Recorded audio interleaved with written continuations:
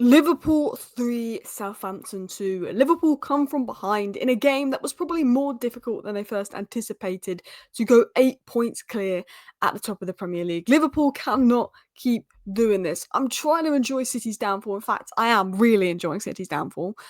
But Liverpool keep winning is like, let me enjoy Man City's downfall even more because I don't want Liverpool to win the league, but I'm enjoying the City downfall. It's so annoying. And look, if Liverpool beat Manchester City, as Doogie said here, Liverpool could go 11 points clear of Manchester City next weekend. And that, they wouldn't have Rodri. They're not going to catch them up. Maybe 11 points. I mean, City do have this thing of catching people up second half of the season. There was a point where we thought Arsenal was going to run away with the league, and I think City did catch up on like 10 points or something with Arsenal.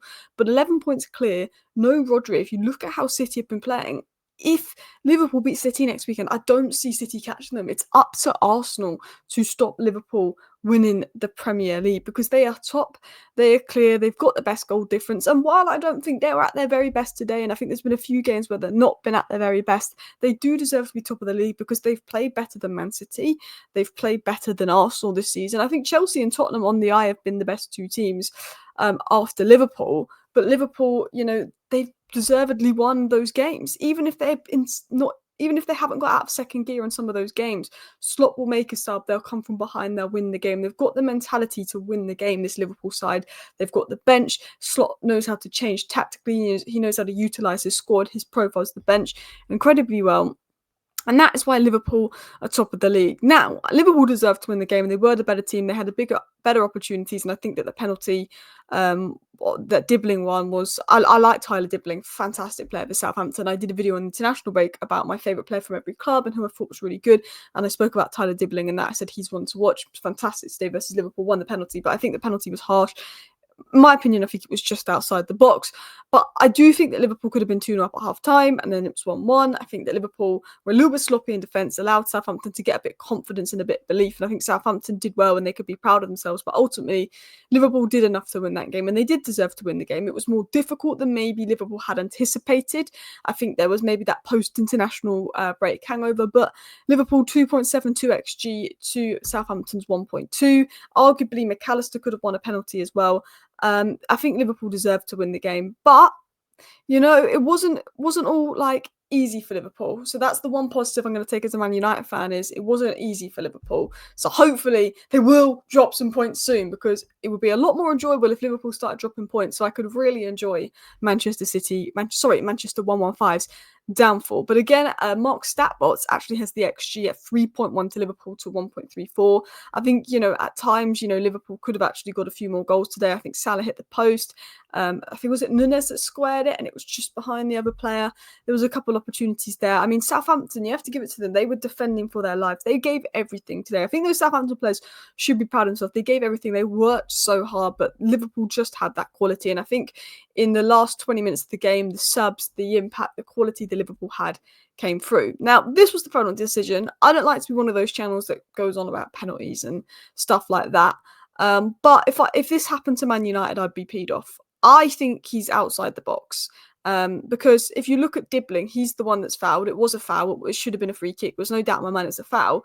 But Dibbling, his foot isn't on the line. His foot, for me, is outside the box. Is Robertson's foot maybe just on the line? I don't know. But surely, I don't know if a penalty can be given if Robertson's foot's on the line. Surely it has to be Dibbling. Dibbling has to be in the box for it to be a foul. For me, it looks like a free kick, and I can understand why Liverpool fans would be annoyed about that. And you know what? Michael Oliver, who was on VAR, he was the same knob that gave West Ham the most BS penalty you ever saw when Man United played them. Michael Oliver, I tell you this now, he's the one referee that gives some of the most stupidest decisions, in my opinion, because De Ligt and Ings ran into each other, and the ref didn't even give it on the field. And Michael Oliver and VAR decided to give West Ham this penalty, which did get Ten Hag sacked and Amran in, and maybe it'll be a blessing in disguise. We'll see, because the Ipswich game is going to kick off soon. So I'm trying to record this before the Ipswich game, and I'll put it out at half time. But I think Liverpool were hard done by there, and I'm saying that's a Man United fan. I don't think it was a penalty, if I was going to be honest. But let's talk about Salah. I actually would have given Gravenberch man of the match, but Salah won the game and got the 3 points. And at the end of the day, I think the 3 points is more important than the performance for Liverpool, because the 3 points is them going, 8 points clear of City, could go 11 points clear of City. that's pretty mad. Let's assume Arsenal win against West Ham. They'd still, be 9 points clear if they beat City at second place Arsenal after 12, 13 games, which is absolutely insane when you think about it. But let's talk about Mo Salah, because this guy is inevitable, absolutely inevitable. I cannot wait for Salah to leave Liverpool. As I don't know if he's getting a new contract or not. I don't know what your club's doing. But as a Man United fan, Salah needs to go, because this guy, I feel like, is becoming a little bit underrated in the world of football, because I feel like everyone's so used to him putting up good numbers each season that him putting up good numbers gets ignored a lot. People say, oh, just because he puts up good numbers doesn't mean this or that. I mean, he's literally winning games and winning points for Liverpool. I think he gets so disrespected online. But two goals today, got the penalty, scored a goal, probably could have got a hat-trick because he hit the post. Then he had that one where it was just over right after he scored the penalty. 1 key pass, 2 out of 3 dribbles completed, 45 touches. I noticed in those last 25 minutes, Salah really came alight. When he was getting the ball, he was dribbling it. It wasn't giving it away. It was like he took the game into his hands and was like, I'm the experienced player. I need to win the game. I've got the quality. And he switched on for 20 minutes and just won that game for Liverpool. Salah is the first player in the Premier League to be directly involved in 16 Premier League goals this season, 10 goals and 6 assists. These are my notes on him, just consistency. The fact that he's getting, 30 plus goal contributions, sometimes 40 plus goal contributions, even once 50 plus goal contributions a season for 7 consistent seasons in a row at Liverpool, in the most difficult league in the world, under different managers, in different circumstances, whether Liverpool have had a good season or a bad season, is absolutely ridiculous. That's not normal. If any other Premier League player was putting up the numbers that Salah had been putting just for one season, they would get so much hype. But Salah does it for 7, 8 seasons, and maybe he's a victim of his own standard because he gets good numbers for so many seasons that if Salah gets a 30 goal contribution season, that'll be seen as a poor Salah season because he can get 40. Whereas if another player got a 30 goal contribution season, everyone would be like, whoa, whoa, whoa. I think, people sleep on maybe the consistency of Salah in terms of what he does every season. Narrowly didn't get a hat-trick today, but the way he just woke up those last 25 minutes, took the game, put it on his hands, and that was the leadership and mentality shown by Salah. And I think with Liverpool, because they've got Alisson, Van Dijk, Trent, Salah, they've got 4 world-class players. They're all very experienced. They've all won the Premier League before. They've got 4 players that are capable of winning a league and bringing that mentality. And Salah was the one that brought that today. Obviously, they missed out on Trent. But I thought Liverpool were quite good in the first half, but maybe were a little bit underestimating Southampton. They thought this would be an easier game. Maybe it's a little bit of post-international break hangover. We know that impacts Liverpool. And they could have been 2-0 up, and maybe they thought this game was going to be a lot easier than it was, and they lost a bit of concentration, conceded a silly penalty. Robertson needs to do better for that. Second half, Southampton came out very lethal, very fantastic counter-attacking goal. Dibbling again involved, a player I'm a massive fan of.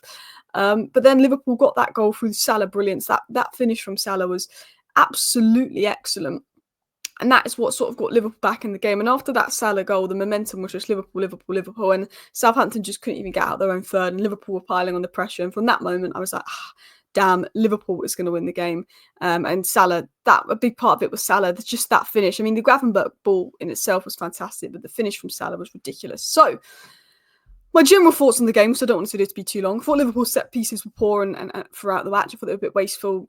Southampton blocking a lot of shots. I thought Liverpool were a little bit wasteful at times, and I think they did enough to be 2-0 up, and they were a little bit wasteful at times. I think after 2-2, Liverpool got the momentum. Maybe they were frustrated by Southampton's resilience, but they finally broke through. And I think Liverpool could have scored a few more, and I think Southampton defended well, to be fair to them. I think that Gravenberch, very solid performance, arguably up there for man of the match. Defensively, I don't think Liverpool at their best. They've had the most stable defence in the league this season, but today they were vulnerable. They could be got at. Konate, who's probably been Liverpool's second best performer after Gravenberch this season, or third after Salah, was particularly not at his best. He wasn't bad, but I know what he's capable of. And I think Robertson's been very hit and miss this last season or so. I think Liverpool need to look at a left back or a left-sided defender in January if they can get the right one. Maybe they'll have to wait till the summer.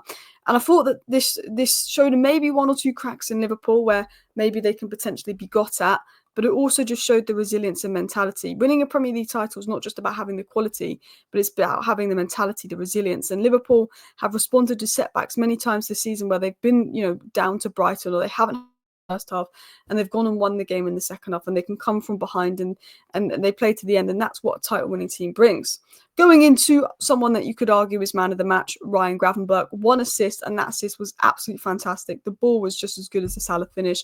3 chances created, 92% pass accuracy, 10 passes into the final third, 2 out of 3 successful dribbles, 5 recoveries, 2 interceptions, and 5 out of 8 duels won. I thought he put an absolute performance, particularly on the ball, everything he did. These were my notes on Gravenberch, which I'm trying to get through quickly because the Man United game kicks off in 15 minutes. So I want to wrap up this video in 5 because I'm going live on Alice Talks Football. But Gravenberch, fantastic today, the ball to Salah, the retention, but I think it was the time, there was a couple of times in that second half and at the end of the first half where he was getting the ball and he was just driving and dribbling around a few players and laying off the ball. He doesn't get the ball away, he retains it well, he can dribble past players, his strides. I thought that was really good. I thought he was really good. I think he helps in the build-up. He's always an option to receive the ball, play the quick pass, keep the ball.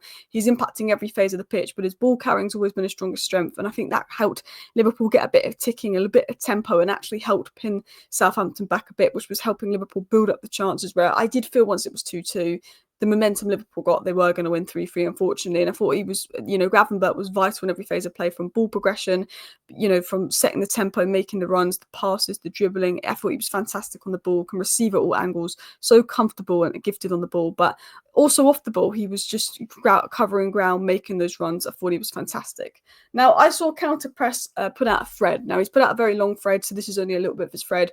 Go check out the whole thread. But I think he's spot on about Slot. Arne Slot's approach to the season has defined him as a world-class coach. Many managers come into a new club and opt to suffer initially in order to establish long-term tactical philosophies and principles. The Dutchman has not done that. He's not been stubborn. If it's not working, he changes at half-time. Some managers have a plan, they stick to the plan. It doesn't work, they don't change it, and they think long-term. Arne Slot is not stubborn. He's doing what he can to get the best out of the players. It might be short-term, he's adapting to it. He's been able to maximise the talent at his disposal without really a transfer winner, because I'm not counting Chiesa and Marmadashvili because they've not really played, and obviously one's coming next year. He's not had 200 million spent. Obviously, he inherited a very good side, and Liverpool's recruitment's been good, but he just went into Liverpool. He saw he's got 4 world-class talents in Alisson, Van Dijk, Salah and Trent, and he was thinking, let's come up with a strategy that's going to maximise these game-winning individuals. And I think Counter Press is absolutely spot on about this. Just creates the foundation, knows how Liverpool play, allows and sets the team up in the perfect condition to win the games, utilise the talents, and that's what I think Liverpool did well. And even when they don't have talents like Alisson, Kelleher, probably the best backup keeper in the league, fantastic, did well to save the penalty as well, made us some fantastic saves. And again, he utilises the bench well. McAllister and Diaz came off the bench. I think that Liverpool's best midfield three has to have McAllister in. I know he hasn't been as good this season as last season, but I think he's so crucial. I thought Diaz made an impact. I think Cody Gakpo was unlucky to come off. I didn't think Nunes had the best game, but I think that Gakpo was better out wide. And I think Nunes does work hard in terms of the press and everything. But I also thought that he utilised his bench well, went into his bench well, and I thought that Liverpool were, deserved winners in the end. Southampton made it difficult, and I was hoping Southampton would get a point.